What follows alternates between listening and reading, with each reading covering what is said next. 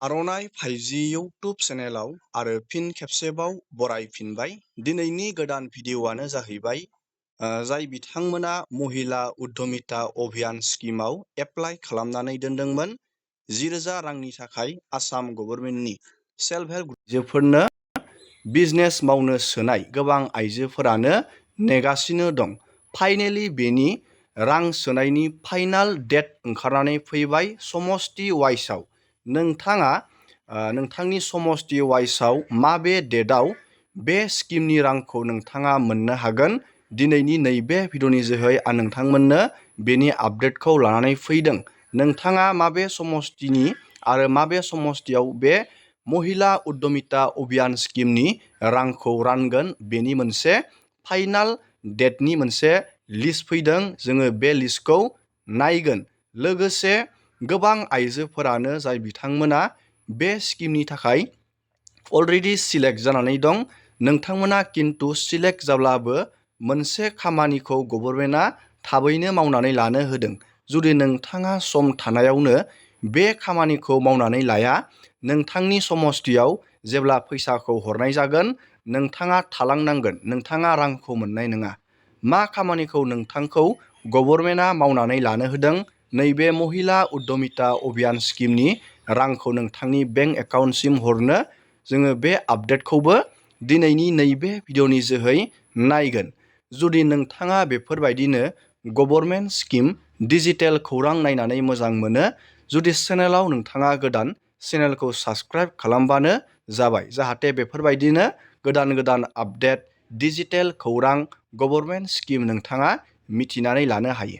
दानिया जोङो बे महिला उद्यमिता अभियान स्किमनि समष्टि वाइस रां सोनायनि आपडेटखौ बबेयाव होदों आरो माबायदि लिस्ट फोसावदों जोङो बे आपडेटखौ नायनि। दानिया बे महिला उद्यमिता अभियान स्किमनि रां सोनाय समष्टि वाइस डेटखौ नैबे आसाम CMO नैबे फेसबुक पेजनिफ्राय बेखौ चिफ मिनिस्टार नैबे CMOनिफ्राय बेखौ फोसावनाय जादों। नोंथांमोना नैबेयाव नुनो मोनदों महिला उद्यमिता अभियान स्किमनि नैबे 10,000 रां सोनायनि नोंथांमोना आपडेटखौ नुनो मोनदों। नैबेयाव मोनसे लिस्ट फोसावनानै होदों महिला उद्यमिता अभियान स्किमनि रां सोनायनि समष्टि वाइस। फाइनेलि जाय बिथांमोना बे स्किमाव एप्लाइ खालामदोंमोन नोंथांमोना रांखौ मोननाया 100% रोखा जाबाय। मानो होनोब्ला समष्टि वाइस डेट फैबाय। लोगोसे बे 10,000 रांल' नङा, बे 10,000 रांजों जुदि नोंथाङा मोजाङै जुदि बिजनेस मावनानै देखायनो हायो आरो नोंथाङा इयुनाव 25,000 रां नोंथाङा मोननो हाबावगोन। किन्तु नोंथाङा नैबे 10,000 रांजों मोजाङै खामानिखौ मावनानै देखायनो हानांगोन गभर्नमेन्टनो। नोंथाङा बे नैबे फैसाजों बिजनेस मावनानै देखायनांगोन। दानिया नैबेयाव मोनसे डेटा फोसावदों। नोंथाङा नैबेयाव नुनो मोनदों मोनसे समष्टि वाइस बेयाव डेटा फोसावदों। जोबोर नैबेयो पिक्सारा जोबोर खुया जानानै दं। आं बेखौ नुवाखै, नोंथांमोना नुनो मोनदों। नैबेयाव नोंथाङाबो सिनायाखै जानो हागौ। गोबां ल' क्वालिटिनि पिक्सार बेयाव बहननानै होदों। नोंथांमोना नैबेयाव नुनो मोनदों। आं बे आखरखौ सिनायना मोनाखै। बेनिखायनो बेनि क्लियार जुदि इमेज फैयो नोंथांमोननो बबे समष्टियाव माबे डेटआव बे महिला उद्यमिता अभियान स्किमनि रांखौ होगोन बेनि नोंथांमोननो आपडेटखौ लानानै फैबावगोन। नोंथांमोना नैबेयाव नुनो मोनदों, जानो हागौ नोंथाङाबो सिनायना मोनाखै। नैबेयाव नुनो मोनदों,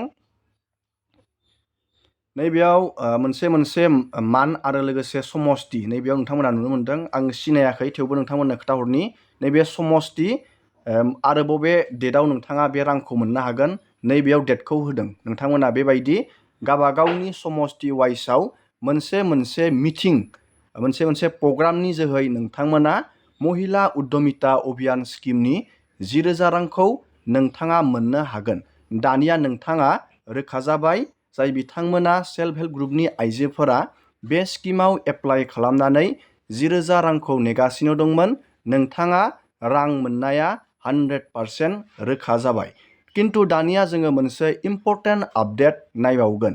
बे आपडेटआनो जाहैबाय गभर्नमेन्टआ नोंथांखौ मोनसे खामानिखौ मावनानै लानो नैबेयाव बिथोन होदों। बे बिथोनानो जाहैबाय गोबां आइजोफोर, बे आइजोफोरा जुदि बे स्किमनि थाखाय सिलेक्ट जानानै जुदि नोंथाङा दंब्लाबो, जेब्ला गभर्नमेन्टआ रांखौ सोगोन, नोंथांनि बे महिला उद्यमिता अभियान स्किमनि राङा पेन्डिं जानानै थागोन। जुदि बे सिस्टेमजों जुदि गभर्नमेन्टआ रांखौ सोयोब्ला एलिजिबिलिटि क्राइटेरिया लोगोसे गाइडलाइनाव बे मोनसे सिस्टेमखौ गभर्नमेन्टआ मख'ना होखादों। जोङो बे आपडेटखौ नायनि। नोंथाङा मा खामानिखौ सम थानायावनो मावनानै लायोब्ला बे स्किमनि रांखौ नोंथाङा मोननो हागोन, जाहाथे जोंनि बर' आइजोफोरा बे स्किमाव जाय बिथांमोना एप्लाइ खालामदों, जाहाथे रावबो थालाङा, जाय बिथांमोना गासैबो एलिजिबिलिटि क्राइटेरिया मिलायनानै सिलेक्ट जानानै दं।